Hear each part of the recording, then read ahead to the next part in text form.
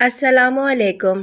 اس سے پہلے کہ میں آپ کو اپنی کہانی بتاؤں کہ افغان طالبان کی قید میں میرا وقت کیسے گزرا اور میں کیسے مسلمان ہوئی، میں آپ کو تھوڑا سا بیک گراؤنڈ بتا دوں کہ یہ 11 ستمبر 2001 کا دن تھا اور میں لندن میں اپنے نیوز روم میں بیٹھی ہوئی تھی کہ اچانک میں نے دیکھا کہ آفس میں ہلچل سی مچ گئی ہے اور ہر طرف بھگدڑ مچی ہوئی تھی کہ امریکہ میں ٹوئن ٹاور پر دہشت گردوں نے حملہ کر دیا ہے اور چند ہی منٹ میں پوری ورلڈ ٹریڈ سینٹر کی بلڈنگ تباہ ہو گئی تھی۔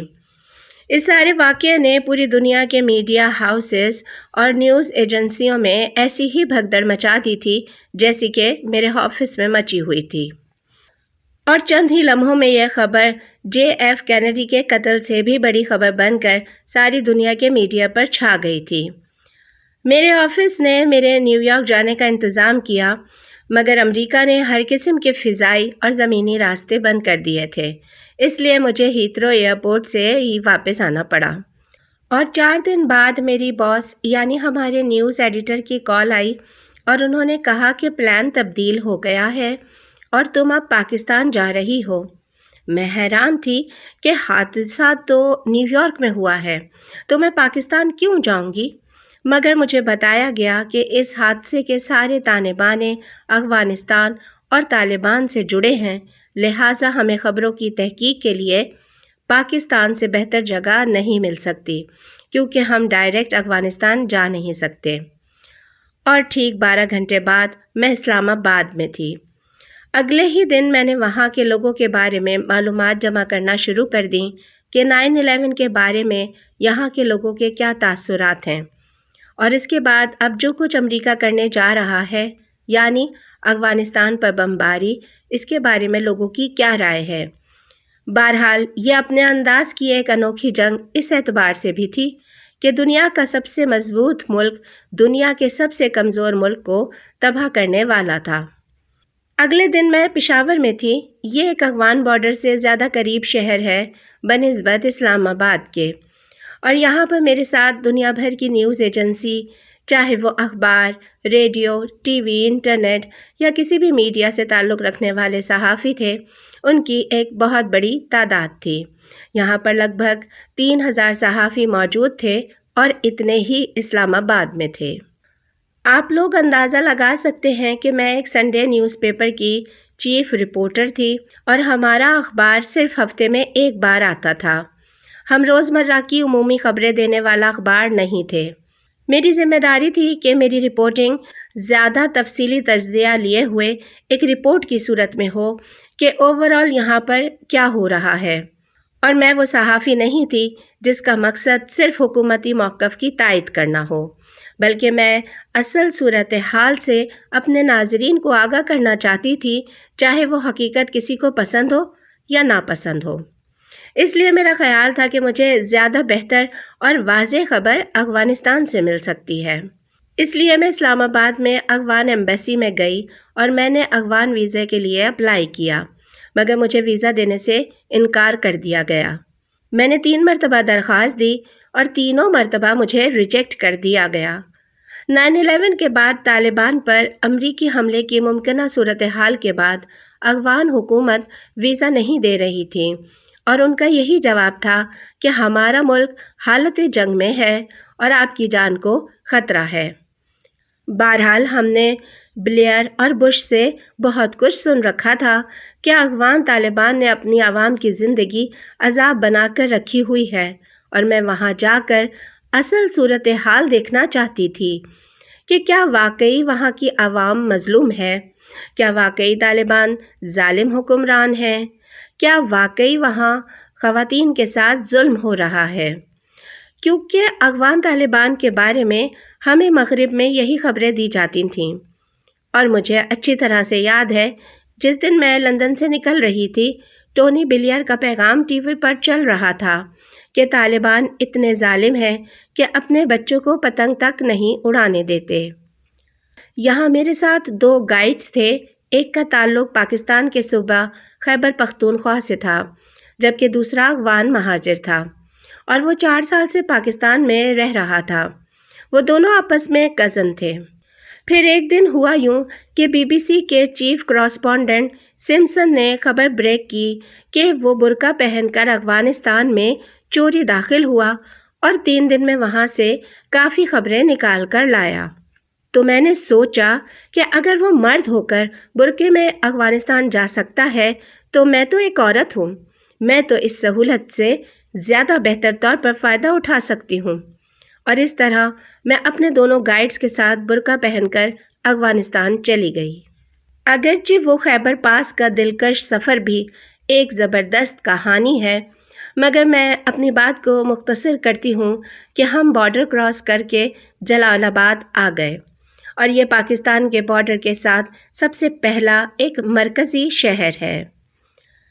میرے پاس یہاں اپنی آنکھوں دیکھی معلومات تھیں کہ طالبان کے قبضے میں ایک شہر میں عوام کیسی زندگی گزار رہی تھی، جس کے بارے میں ہمارا مغربی میڈیا کہتا ہے کہ وہاں عورتوں پر ظلم ہوتا ہے۔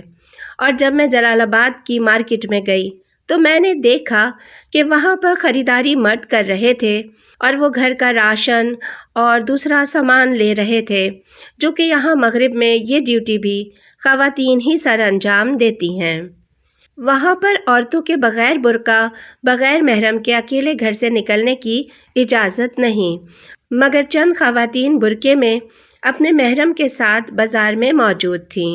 اگرچہ ان کی تعداد کافی کم تھی، اور ان عورتوں کو بھی دکانداروں سے خود ڈائریکٹ بات کرنے کی اجازت نہیں تھی، اور ان کے ساتھ ان کا ایک محرم، ایک محافظ موجود تھا جو ان کے لیے یہ خدمت سر انجام دے رہا تھا۔ بہرحال میرے لیے سارے ماحول میں کام کی خبر یہ تھی کہ یہاں کی عوام کو دیکھ کر نہیں لگ رہا تھا کہ انہیں اس بات کا کوئی خوف ہے کہ چند دن میں ان پر دنیا کا طاقتور ترین ملک بمباری کرنے والا ہے، اور نہ ہی ان کی لائف میں اس بات کی کوئی اہمیت تھی کہ 9/11 کو امریکہ میں کیا قیامت گزری ہے۔ ان کی اپنی زندگی تھی، ان کے اپنے غم اور اپنی خوشیاں تھیں، اور وہ اسی میں مصروف تھے۔ پھر ہم جلال آباد سے بھی آگے اس گاؤں میں گئے جہاں سے میرے ایک گائیڈ کا تعلق تھا، اور وہ سب لوگ اس کی واپسی پر خوش تھے۔ اور پھر اچانک کسی نے میرے بارے میں پوچھا کہ یہ کون ہے۔ میرے گائیڈ نے ان کو پشتو میں میرے بارے میں بتایا، اور مجھے نہیں پتا کہ کیا بتایا۔ بہرحال ان سب گھر والوں کے چہرے کے تاثرات بدل گئے تھے، اور مجھے اندازہ ہو گیا کہ وہ لوگ میرے آنے سے خوش نہیں تھے۔ ان کا خیال بھی درست تھا، کیونکہ طالبان حکومت نے اعلان کر رکھا تھا کہ اگر کسی مقامی نے کسی غیر ملکی کو پناہ دی تو اسے سنگین جرم تصور کیا جائے گا، اور ایسی صورتحال میں میرے گائیڈ نے مجھے اپنی فیملی کے پاس لے جا کر اچھا نہیں کیا تھا۔ مگر ان کا رویہ چند ہی گھنٹوں میں بدل گیا، اور ان کے اندر سے وہی روایتی مہمان نواز افغان نکل کر میرے سامنے آئے جو کہ وہ ہیں، اور ان لوگوں نے میرے ساتھ ہنسنا بولنا شروع کر دیا۔ ان میں سے ایک 22 سے 25 سال کی ایک لڑکی میرے پاس آئی، اور میں نے اس سے پوچھا کہ وہ اس آنے والی جنگ کے بارے میں کیا سوچتی ہے۔ تو وہ اس پر کافی ناراض تھی کہ اس سے بہت سے لوگ مریں گے اور کافی زخمی ہوں گے، اور وہ ڈاکٹر بن رہی تھی۔ اگر 2 سال پہلے اس کی یونیورسٹی بند نہ ہوئی ہوتی تو وہ آج کسی ہاسپٹل میں خدمات سر انجام دے رہی ہوتی، مگر طالبان نے فنڈز نہ ہونے کی وجہ سے وہ یونیورسٹی بند کر دی تھی، کیونکہ وہ اساتذہ کو تنخواہیں نہیں دے سکتے تھے۔ اس کا بھائی بھی اسی یونیورسٹی سے ڈاکٹر بن رہا تھا، مگر وہ بھی اب گھر پر ہی تھا۔ اسی دوران ایک افغان لیڈی وہاں آئی، اور اس نے ٹرانسلیٹر کے ذریعے مجھ سے بات کی۔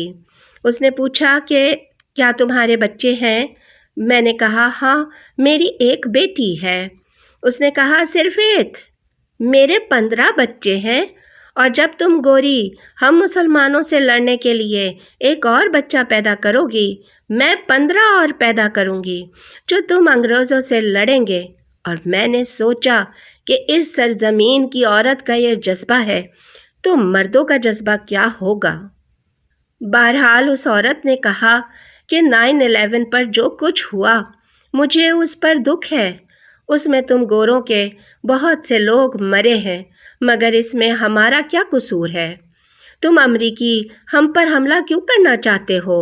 میں سمجھ سکتی تھی وہ عورت میڈیا اور چیزوں سے کتنی دور ہے، اسے اصل صورتحال کا پتہ ہی نہیں ہے، جبکہ ہمارے میڈیا نے 2 ہفتے سے لگاتار ٹوئن ٹاور کی ویڈیو بار بار چلا کر ہمیں ہسٹریائی کیفیت کا مریض بنا دیا تھا۔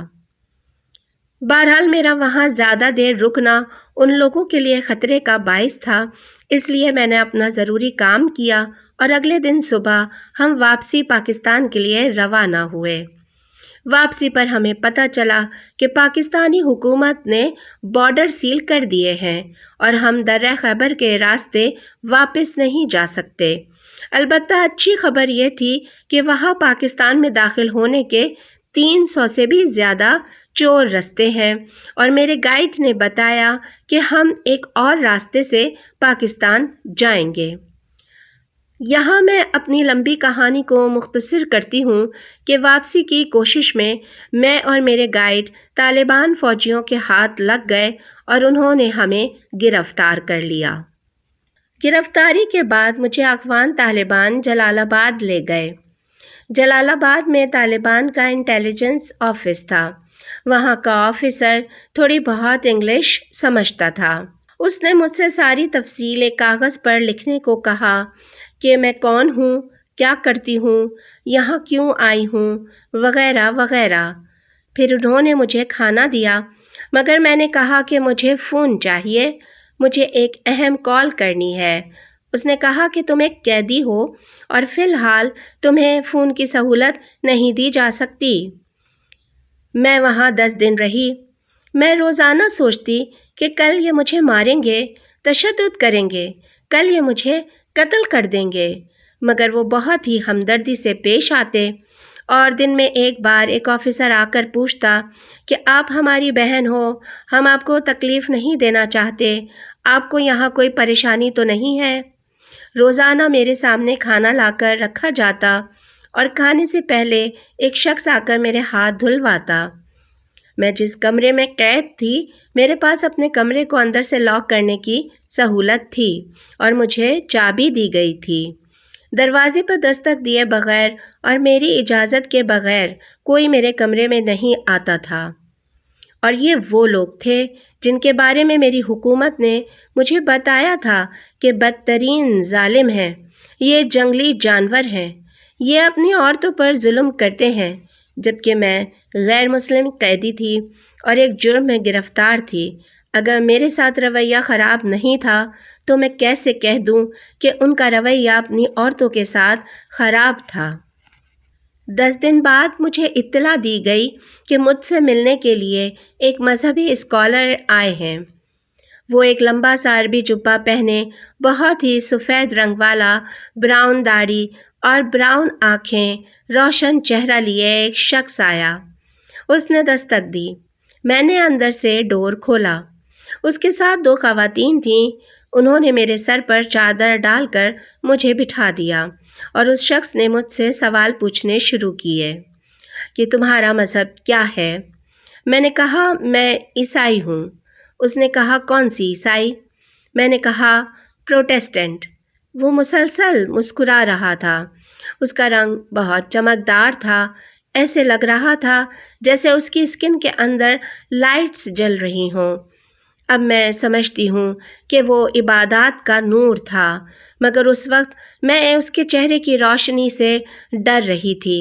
میں نے ایسا مردانہ چہرہ پہلے کبھی نہیں دیکھا تھا۔ بہرحال اس نے اگلا سوال کیا، اسلام کے بارے میں تمہاری کیا رائے ہے؟ میں نے کہا واو، اسلام تو بہت ہی شاندار مذہب ہے۔ اگرچہ مجھے اس وقت اسلام کے بارے میں کچھ معلومات نہیں تھیں، مگر میرے دل میں یہی آیا کہ یہاں فی الحال اسلام کی تعریف کرو، اور 3-4 منٹ تک میں اسلام کی تعریفیں کرتی رہی اور وہ شخص مسلسل مسکراتا رہا۔ پھر اس نے کہا اسلام اتنا اچھا ہے تو تم اسلام قبول کیوں نہیں کر لیتی؟ اب میں بری طرح پھنس گئی۔ اگر میں کہوں ہاں تو یہ لوگ کہیں گے کہ جان بچانے کے لیے جھوٹ بول رہی ہے، اگر کہوں نہ تو یہ لوگ مجھے قتل کر دیں گے۔ تو میں نے لگا لپٹا سا جواب دیا کہ میں یہاں قید میں اپنی زندگی کا اتنا اہم فیصلہ نہیں کر سکتی۔ ہاں، البتہ اگر میں واپس اپنے ملک گئی تو میں ضرور اسلام کو اسٹڈی کروں گی اور اپنے مذہب تبدیل کرنے پر غور کروں گی۔ پھر وہ شخص وہاں سے چلا گیا۔ اس کے جانے کے بعد مجھے بتایا گیا کہ مجھے رہا کیا جا رہا ہے۔ کل مجھے یہاں سے کابل شفٹ کیا جائے گا اور پھر کابل سے ایک طیارہ مجھے پاکستان لے کر جائے گا۔ میں نے اپنی چالاکی پر دل ہی دل میں اپنے آپ کو مبارکباد دی کہ میں نے کتنے اچھے طریقے سے اس مولانا کو بے وقوف بنایا، اور میں نے تو کمال ہی کر دیا۔ پھر مجھے ایک گاڑی میں بٹھا کر 7 گھنٹے کے طویل پہاڑی راستے سے ایک اور جگہ لے جایا گیا، اور میں سارے راستے یہی سوچتی رہی کہ ہم کابل ایئرپورٹ جا رہے ہیں، جہاں پر ایک جہاز میرا انتظار کر رہا ہے۔ ہم جس جگہ پہنچے وہ کوئی شہر نہیں تھا، بلکہ پہاڑوں کے درمیان ایک عمارت تھی۔ لوہے کے گیٹ سے ہماری گاڑی اندر گئی، پھر 8-10 کمروں کا ایک کمپاؤنڈ تھا، وہ بھی لوہے کے دروازوں سے بند تھا۔ یہاں پر پہرا کافی سخت تھا۔ اندر کمپاؤنڈ میں چند مزید انگریز عورتیں تھیں، تو میں سمجھی کہ یہاں سے ان عورتوں کو بھی پک کرنا ہے اور ہم سب کو اکٹھے ایئرپورٹ جانا ہے۔ مگر میری حیرت کی انتہا نہ رہی جب مجھے پتہ چلا کہ یہ ایک جیل ہے اور اب مجھے یہیں رہنا ہے۔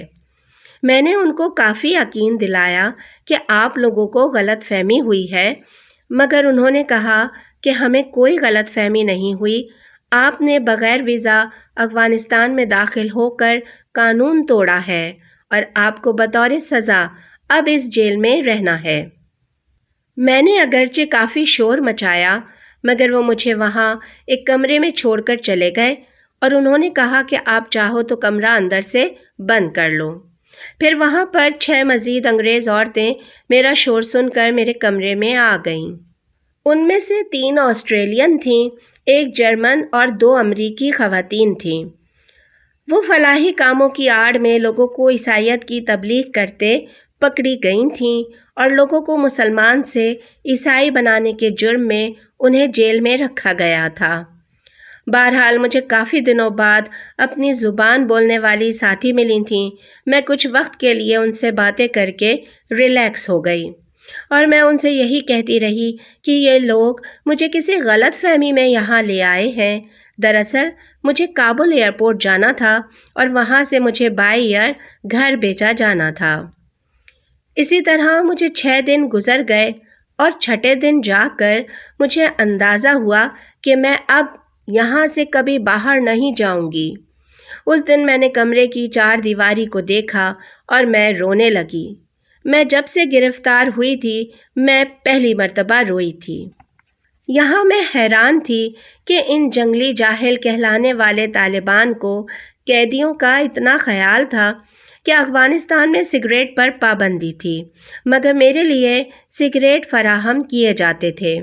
میرے ساتھ قیدی خواتین نے بائبل مانگی تھی اور ان سب کو بائبل فراہم کی گئی تھی۔ وہ روزانہ رات کو کمپاؤنڈ میں جمع ہو کر اونچی اونچی آواز میں جیسس کو پکارتی تھیں، اور شروع میں سوچتی تھی کہ ابھی کوئی طالبان آئے گا اور ان کی بہت ہی بے رحمی سے پٹائی کرے گا، مگر ایسا کبھی نہیں ہوا۔ کبھی کبھی میں سوچتی کہ جلال آباد میں نے مولانا کو اسلام قبول کرنے سے منع کر دیا تھا، شاید اسی کی سزا کے لیے انہوں نے مجھے ان عیسائیت کی تعلیم دینے والوں کے ساتھ قید کیا ہے، جن کا روزانہ رات کا شور میرے سکون میں خلل ڈالتا ہے۔ اگلی صبح مجھے کپڑے تبدیل کرنے کے لیے ایک ڈریس دیا گیا، اور اس وقت میں جو لباس پہنی ہوئی ہوں یہ وہی میرا قیدیوں والا لباس ہے جو مجھے افغانستان میں دیا گیا تھا۔ مجھے کوئی اورنج کلر کا جم سوٹ نہیں دیا گیا، نہ میرے بال کاٹے گئے، نہ مجھے جسمانی تشدد کا نشانہ بنایا گیا۔ نہ میرے ساتھ کوئی جنسی زیادتی کی گئی، نہ کوئی لفظی بدتمیزی کی گئی۔ میں آج اس بات پر شکر گزار ہوں کہ میں جاہل، جنگلی اور جانور کہلائے جانے والے طالبان کی قیدی تھی۔ شکر ہے کہ میں امریکی قید میں گوانتانامو بے جیل میں نہیں تھی، جو کہ ایک پڑھی لکھی اور سلجھی ہوئی قوم کی جیل ہے۔ مجھے اپنے پرانے کپڑے دھونے کے لیے ایک بالٹی اور ایک صابن کی ٹکیا دی گئی اور میں نے اپنے کپڑے دھوئے۔ اگرچہ میرے پاس طالبان کی جیل میں گزارے ایام کے بارے میں سنانے کے لیے بہت کچھ ہے اور اس پر پوری ایک کتاب لکھی جا سکتی ہے، مگر میں اپنی بات کو مختصر کرتی ہوں کہ میں نے اس جیل میں زیادہ دن نہیں گزارے اور ایک رات امریکہ نے باقاعدہ افغانستان پر حملہ کر دیا۔ اس رات امریکہ اور برطانیہ نے 50 سے زائد کروز میزائل کابل پر برسائے اور وہ بم ہر طرف گر رہے تھے۔ یہ بچوں، بوڑھوں، عورتوں اور دہشت گردوں میں کوئی فرق نہیں کر رہے تھے۔ میں نے سوچا کہ اگر آج میں برطانوی میزائل کی وجہ سے ماری گئی تو ٹونی بلیئر کو کوئی فرق نہیں پڑے گا اور وہ میرے قتل کا الزام بھی طالبان پر ڈال دے گا۔ بہرحال وہ رات میری بہت خوف میں گزری اور اتنا خوف پچھلے 2 ہفتوں میں طالبان کے ہاتھوں مارے جانے کا نہیں تھا جتنا خوف اس رات مجھے اپنے ہی ملک کے میزائلوں سے مارے جانے کا تھا۔ اگلی صبح میرے دروازے پر دستک ہوئی اور مجھے بتایا گیا کہ ہم آپ کو آزاد کر رہے ہیں، جلدی تیار ہو جائیں، آپ کو لے جانے کے لیے گاڑی تیار ہے۔ پہلے تو مجھے یقین ہی نہیں ہوا، مگر جب نیچے جا کر میں نے گاڑی دیکھی تو میں سمجھ گئی کہ ہاں واقعی ہمیں چھوڑ رہے ہیں۔ وہاں سے ہمیں جلال آباد کے راستے ترکھم بارڈر پر لے جایا گیا اور ترکھم بارڈر پر ہمیں پاکستانی حکام کے حوالے کر دیا گیا۔ جب 2 ہفتے بعد میں واپس لندن پہنچی تو پاکستان سے میرے گائیڈ کا فون آیا اور اس نے بتایا کہ جلال آباد کا وہ گاؤں جہاں میں جا کر رکی تھی اسے امریکی بمباری نے صفحہ ہستی سے مٹا دیا ہے، حالانکہ وہ اتنا چھوٹا گاؤں تھا جتنا بڑا یہ ہال کمرہ ہے جس میں آپ لوگ بیٹھے ہیں۔ طالبان نے ہمیں اس لیے وہاں سے نکال دیا تھا کہ اگر ہم وہاں پر ہوتے تو اس بمباری میں ضرور مارے جاتے۔ اسی لیے میں نے واپس آ کر جنگ بندی کی مہم شروع کی، کیونکہ میں خود گواہ ہوں کہ جنگ میں عام عوام ماری جا رہی ہے۔ اس کے ساتھ ساتھ مجھے ان مولانا سے کیا ہوا وعدہ بھی یاد تھا کہ میں واپس جا کر اسلام کو اسٹڈی کروں گی، اور پھر میں نے اپنے وعدے پر عمل درآمد شروع کر دیا۔ انہوں نے شدید بمباری میں بھی اپنا وعدہ یاد رکھا تھا، تو لازمی تھا کہ میں بھی اپنا وعدہ پورا کروں۔ اور میں نے اسلام میں پڑھا کہ عورتوں کو روحانی، معاشرتی اور مذہبی ہر طرح سے اسلام میں وہ سارے حقوق حاصل ہیں جو کہ عورت کے لیے ضروری ہیں۔ اسلام میں نبی کریم صلی اللہ علیہ وآلہ وسلم پر ایمان لانے والے لوگوں میں سب سے اول ایک عورت تھی۔ اسلام کے لیے شہید ہونے والی پہلی عورت تھی۔ تمام جنگوں میں عورتوں نے صحابہ کرام کے ساتھ برابر میدان جنگ میں ساتھ دیا۔ صحابہ کرام کو کاروبار تجارت ہر چیز میں عورتوں نے مکمل مدد کی، حتیٰ کہ وہ صحابہ کرام کے ساتھ کھجوروں کے باغ میں کام کرتی تھیں۔ تو پھر ہمارے ذہنوں میں زہر کون بھر رہا ہے کہ مغرب کی عورت آزاد اور اسلام میں عورت مظلوم ہے، اس کو طلاق کا حق نہیں یا جائیداد میں وراثت کم دی جاتی ہے۔ یہ ایک کیلیفورنیا کے وکیل کی لکھی کتاب ہے جس سے مواد لے کر یہ پروپیگنڈا کیا جاتا ہے اور اسلام کے خلاف نفرت پھیلانے والے اسے استعمال کرتے ہیں۔ دراصل آپ کسی بھی چیز کی آدھی ادھوری معلومات حاصل کر کے ہمیشہ گمراہ ہی رہیں گے۔ اس لیے یہ جن آدھی معلومات کی بنیاد پر یہ جھوٹ پھیلایا جاتا ہے، اگر آپ ان چیزوں کے بارے میں ساری تفصیل جان لیں تو آپ کے شکوک دور ہو جائیں گے۔ میں پاکستان، سعودی عرب، کینیڈا، امریکہ، آسٹریلیا اور یہاں نیوزی لینڈ میں اور اپنے ملک برطانیہ میں بھی جہاں جاتی ہوں مجھے کئی مسلم خواتین ملتی ہیں، وکیل، اساتذہ، ڈاکٹر، صحافی، P H D, philosopher, master degree holder, عبائے میں اسکارف میں، حجاب میں۔ اس محفل میں موجود کتنی ہی اسکارف والی لڑکیاں کتنے ہی شعبہ ہائے زندگی میں خدمات سر انجام دے رہی ہوں گی، چاہے وہ باہر نکل کر کام نہ بھی کریں۔ اپنے گھر کے معاملے میں مسلمان عورت کا مکمل ہولڈ ہوتا ہے، وہ ماں ہو، بہن ہو یا بیوی، مرد ان سے رائے لیتے ہیں۔ مجھے تو وہ مظلوم اور مجبور عورت کسی جگہ نہیں ملی جس کی تصویر ہمارا میڈیا دکھاتا ہے۔ مجھے یاد ہے ایک کینیڈین لیڈی ڈاکٹر نے مجھ سے کہا تھا، میرا سر اسکارف سے ڈھکا ہوا ہے مگر میری عقل، میرا شعور آزاد ہے۔ اور میرے خیال میں یہ بہترین جملہ ہے مسلمان عورتوں کو پہچاننے کے لیے۔ بہرحال میں نے اسلام کو اسٹڈی کرنے کے ساتھ ساتھ اس پر عمل شروع کر دیا تھا، اور مجھے یاد ہے کہ مجھے اسکارف میں دیکھ کر کئی لوگوں نے کہنا شروع کر دیا تھا کہ یوونی نے اسلام قبول کر لیا ہے۔ پھر ایک دن شیخ ابو حمزہ المصری کا فون آیا۔ انہوں نے مجھے اسلام قبول کرنے پر مبارکباد دی، تو میں نے انہیں بتایا کہ یہ خبر غلط ہے۔ میں اگرچہ اسلام کو پڑھ رہی ہوں مگر ابھی تک اسلام قبول نہیں کیا۔ انہوں نے کہا، ٹھیک ہے، تم سوچ سمجھ کر فیصلہ کرو، مگر یاد رکھنا اگر اسلام کے بغیر دنیا سے چلی گئیں تو جنت میں نہیں جا سکو گی۔ بہرحال 30 جون 2003 کو طالبان کی قید سے واپس آنے کے 2 سال بعد صبح 11:30 پر میں نے کلمہ شہادت پڑھ لیا، اور میں نے کہا کہ میں اس بات پر ایمان لاتی ہوں کہ اللہ کے سوا کوئی خدا نہیں اور محمد صلی اللہ علیہ وآلہ وسلم اللہ کے نبی ہیں، اور میں نے دنیا کی سب سے بڑی فیملی کو جوائن کر لیا، اور الحمدللہ میں آج آپ لوگوں کی فیملی کا حصہ ہوں۔ آخر میں ایک واقعہ سنا کر اپنی بات ختم کروں گی کہ جب میں حج کرنے سعودی عرب گئی تو وہاں پر عورتوں نے ایک جگہ جمع ہو کر فلسطین کے حق میں ایک مظاہرہ کیا، اور سعودی قانون کے حساب سے انہوں نے قانون توڑا تھا۔ وہاں پولیس انہیں گرفتار کرنے آئی تو ایک خاتون نے کہا، ہاں اگرچہ ہم نے قانون توڑا ہے مگر تم نامحرم پولیس والے ہمیں ہاتھ نہیں لگا سکتے، ہمیں گرفتار نہیں کر سکتے۔ پولیس والے بیچارے سائڈ پر کھڑے ہو گئے، اور میں حیران تھی کہ کیسی پولیس ہے جس کو عورت کو ٹچ کرنے کی اجازت نہیں ہے۔ پولیس آدھا گھنٹہ وہاں کھڑی رہی اور وہ احتجاج کرتی رہیں۔ پھر پولیس نے اس کا حل یہ نکالا کہ ان خواتین کے محرم مردوں کو گرفتار کر لیا اور ان کے بھائی اور ہسبینڈ کو گرفتار کر کے لے گئی، اور بیچارے مردوں نے یہاں بھی عورت کے لیے قربانی دی۔ پھر ان مردوں کو وارننگ دے کر چھوڑ دیا گیا کہ آئندہ آپ کی خواتین ایسا قدم نہیں اٹھائیں گی۔ یہ ہے اسلام میں عورت کی عزت اور مقام۔